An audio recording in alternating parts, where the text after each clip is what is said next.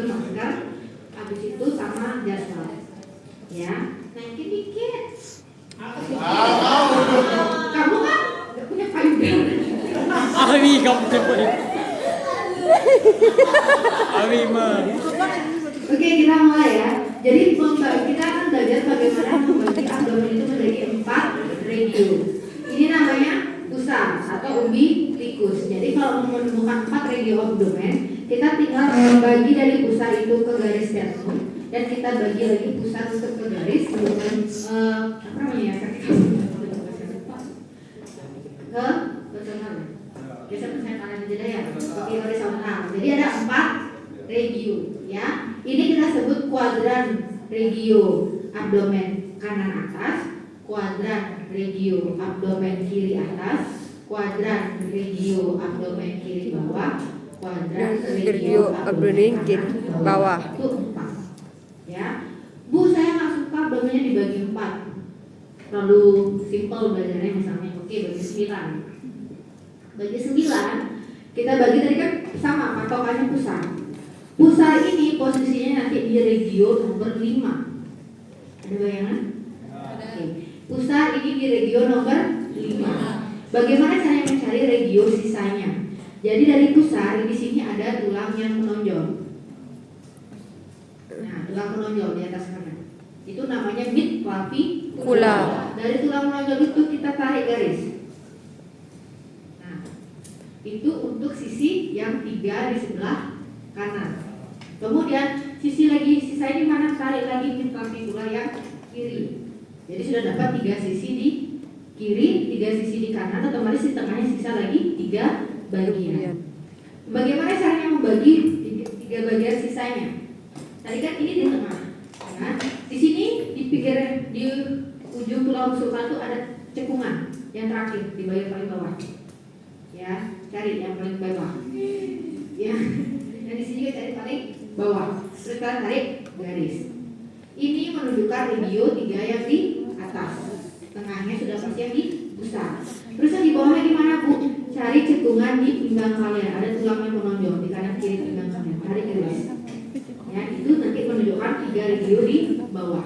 Paham? Jadinya ketemu 9 regio. Nah, yang di paling atas kita kasih nama ya, hipokondria kanan, epigastro, hipokondria kiri, iliaka kanan, lumbal kanan, umbilikus, lumbal kiri, iliaka kanan, hipogastrit atau apa namanya? Suprapubik, dan iliaka kiri. Sudah dapat 9 regio. Nanti pas ujian kalian boleh pilih mau memeriksa 4 regio atau menjadi 9 regio, tergantung kalian. Untuk pemeriksaannya, kalau di abdomen itu ada 3, IA, PP, inspeksi, auskultasi, perkusi, palpasi. Ya, kita mulai dengan inspeksi. Apa yang kita lihat di pasien inspeksi pertama? Kita lihat bentuk abdomennya. Bentuk abdomennya datar, cembung atau buncit atau cekung. Kita lihat. Nah, kalau teman-teman ini apa? Datar. Kamu sama napas nggak? Oke. Kita lihat, berarti hasil inspeksi yang pertama abdomennya tampak datar. Itu inspeksi yang pertama.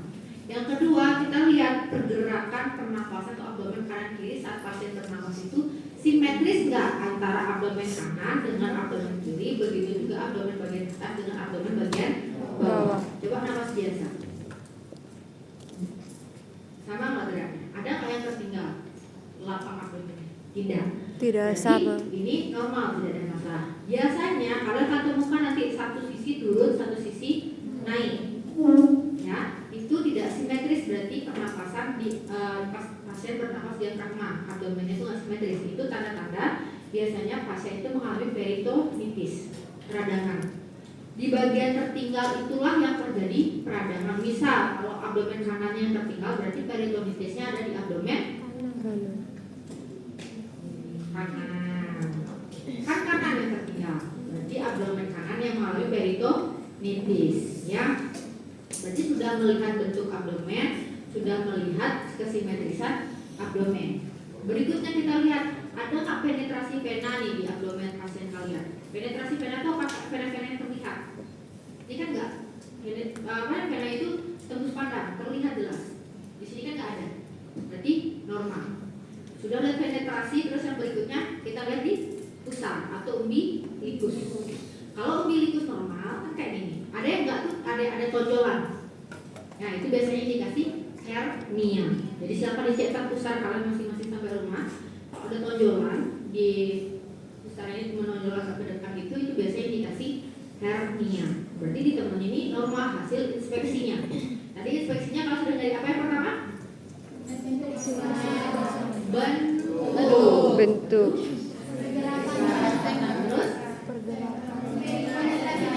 yang terakhir hernia atau enggak ya, ceknya di benjolan umbilikus. Kalau sudah keempat kalian lakukan itu, untuk poin inspeksi kalian dapat 100 kalau udah keempat nih. Ya. Kemudian setelah inspeksi kita lakukan apa? Konsultasi pakai apa? Stetoskop.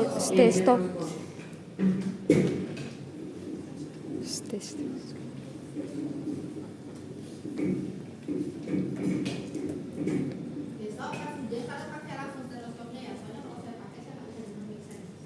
Ya, nanti pastikan ininya sudah tertutup, jangan sampai terbuka. Jadi kan kalau dulu kedengaran nggak?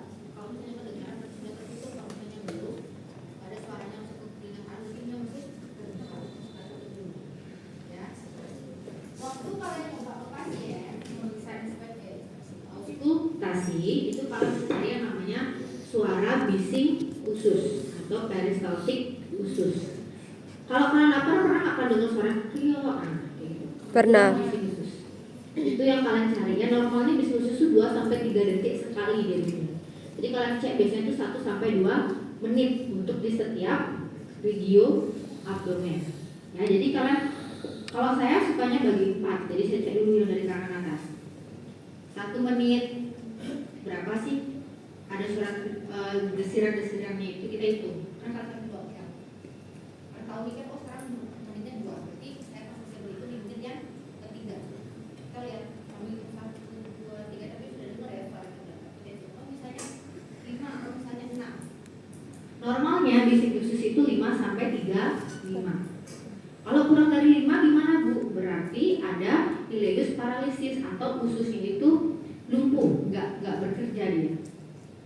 Ya, tapi kalau misalnya bisik ususnya lebih dari 35 atau ususnya terus dia terlalu bekerja keras, itu berarti ada ileus obstruktif. Ada sesuatu yang menghalangi usus untuk mengeluarkannya, mungkin besar volumenya atau ada masalah. Biasanya dia akan berusaha lebih keras untuk mengeluarkan sisa-sisa makanan, makanya lebih banyak suara yang keluar. Itu ada di ileus obstruktif. Biasanya itu terjadi waktu kalian lapar. Ya, waktu kalian lapar tuh, dia minta makanan terus tuh, tapi kalian nggak isi-isi. Ya, terus dia ingin bekerja. Sama lagi satu, pas kalian diare. Ya, itu bisa. Kemudian nanti itu kalian kalau pas ujian itu cukup lakukan 1 menit aja, karena nggak mungkin 4 regionya, karena waktu ujian nanti hanya 10 menit. Ya. Kemudian sudah inspeksi auskultasi cuma dari 1 bising usus. Normalnya berapa? 3 sampai 5. Oke. Kalau lebih dari 35 karena apa? Ya apa namanya itu? Ileus obstruktif. Kalau kurang dari 5 apa namanya? Ileus paralisis. Ya, diingat konsepnya. Oke, berarti kalian inspeksi sudah, auskultasi sudah. Yang berikutnya adalah Perkusi 5 sampai 35.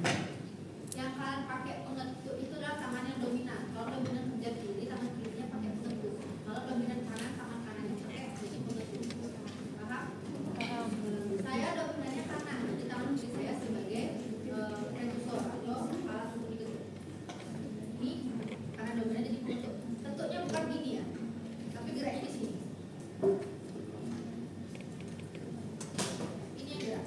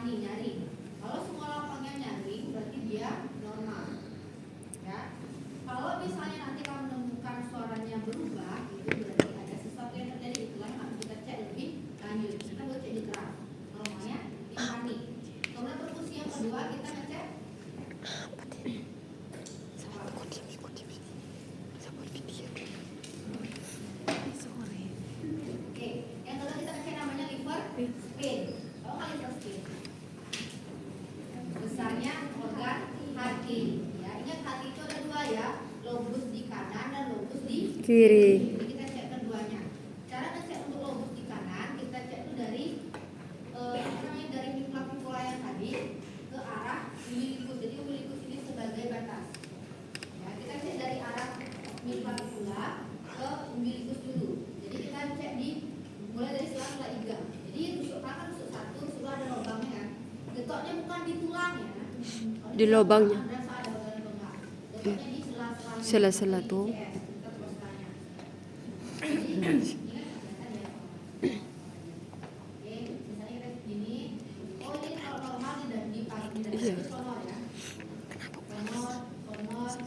Mungkin sama.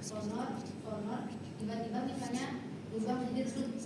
Berarti ini ada organ hati. Kita kasih tanda untuk yang batas atasnya. Kemudian kita mulai lagi dari umbilikus ke arah kranial ke atas. Kita cek timpani, misalnya peka atau redup. Oh, berarti sudah ada organ hati. Kita kasih spidol. Berarti spidolnya tadi dengan spidol ini kita ambilkan penggaris ukur jaraknya berapa senti. Normalnya kalau di lobus kanan itu 6 sampai dengan 12 cm normalnya. Jadi kalau misalnya ternyata oh ini kok lebih 10 cm, berarti organ hatinya kemungkinan ada pembesaran. Tapi caranya untuk ngecek itu benar apakah kita harus USG. Ya, itu untuk yang batas di lobus kanan. Berikutnya kita cek ke batas di lobus Kiri. Sama caranya, lobus kiri kita pakai dari garis mid sternum ya, yang di tengah garis besar ini sama kayak tadi. Sonor. Misalnya redup, kita kasih spidol. Ada lagi dari arah pusat. Timpani, redup. Misalnya kita kasih spidol. Nah, misalnya jaraknya segini.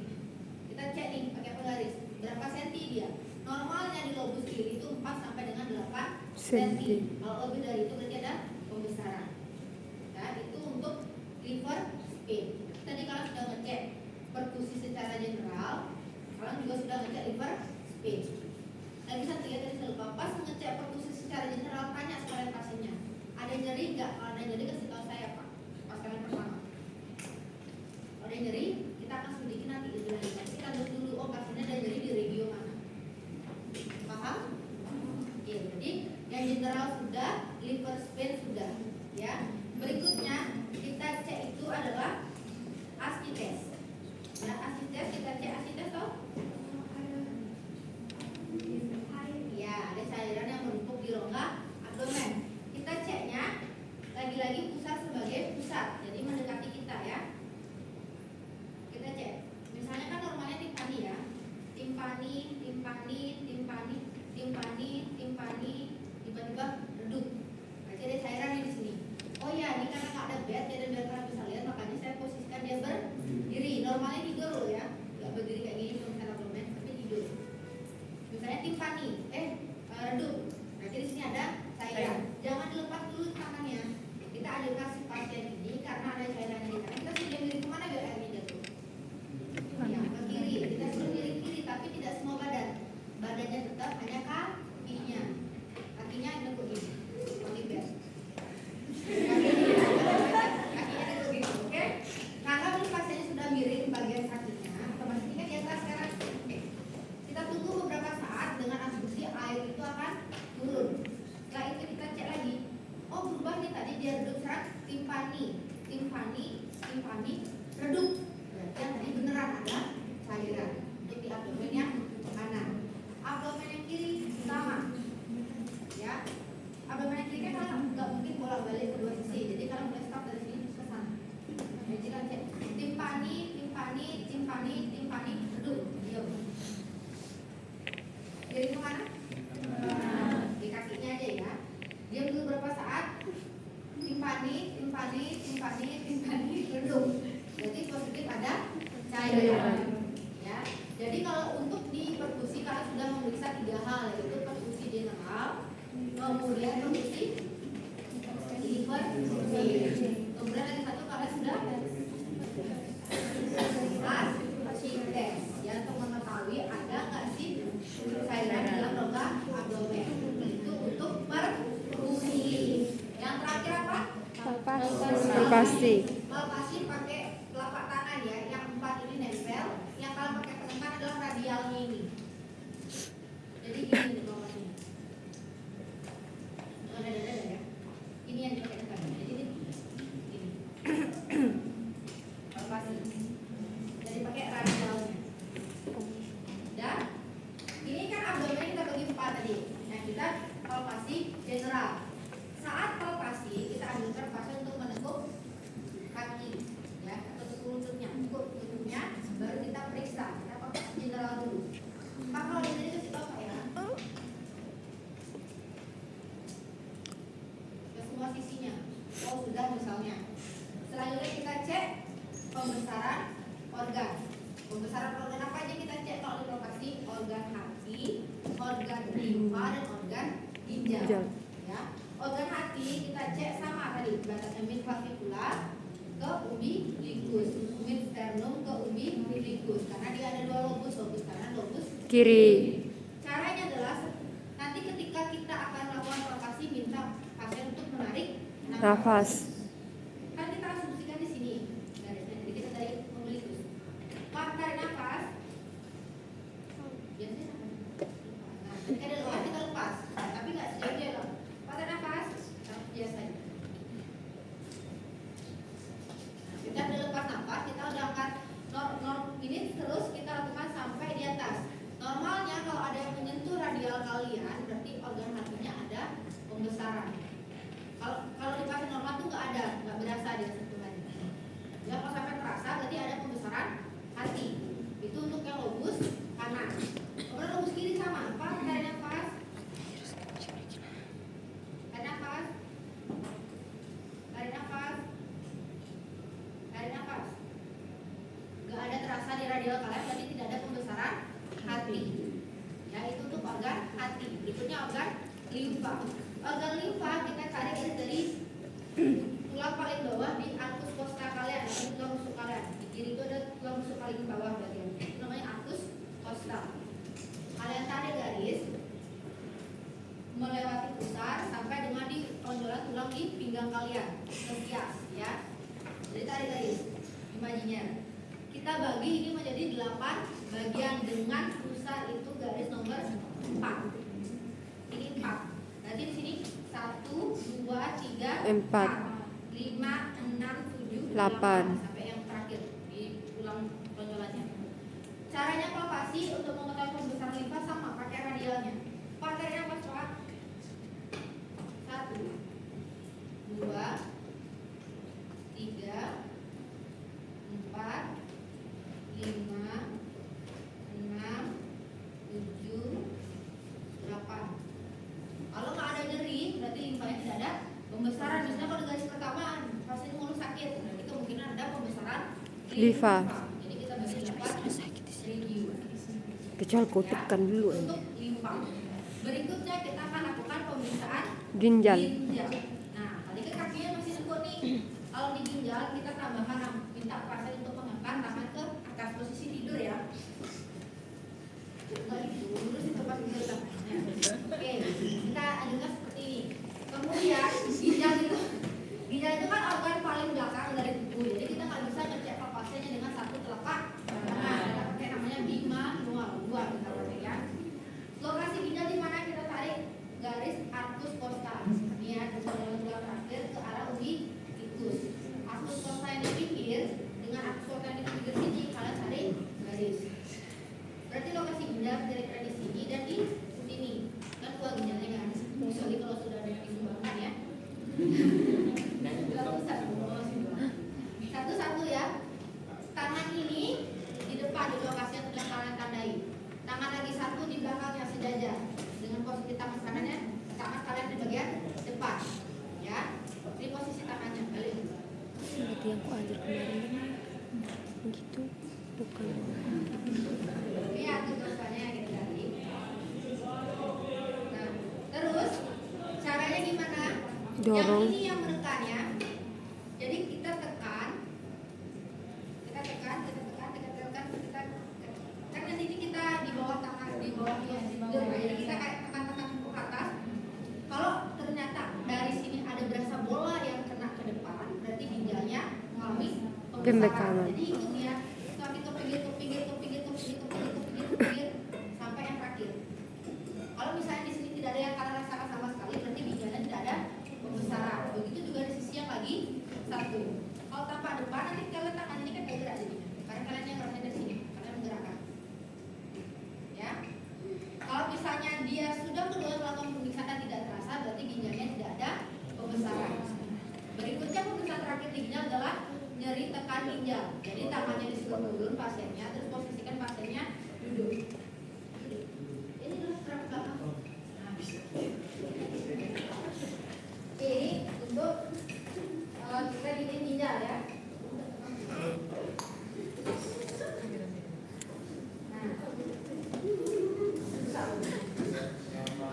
Oke, tadi posisi ginjal kita sudah pakai artus kosta. Kira-kira sebelah sini sama sebelah sini, ya. Untuk otot ginjal tinggal bentuk aja. Ya. Kalau pasiennya merasakan sakit di kepala otot, berarti itu ada yang ditekan pada ginjal. Pak saya tetap nanti bapak ya kalau sakit. Ini karena untuk diketahui apakah dia ada sakit ginjal atau tidak. Sama pemeriksaan ini. Ya, dan kalau misalnya kita gitu ternyata pasiennya mengeluh ada sakit, berarti dia ada yang ditekan pada ginjal. Itu pemeriksaan IABP. Ini apa? Bladder.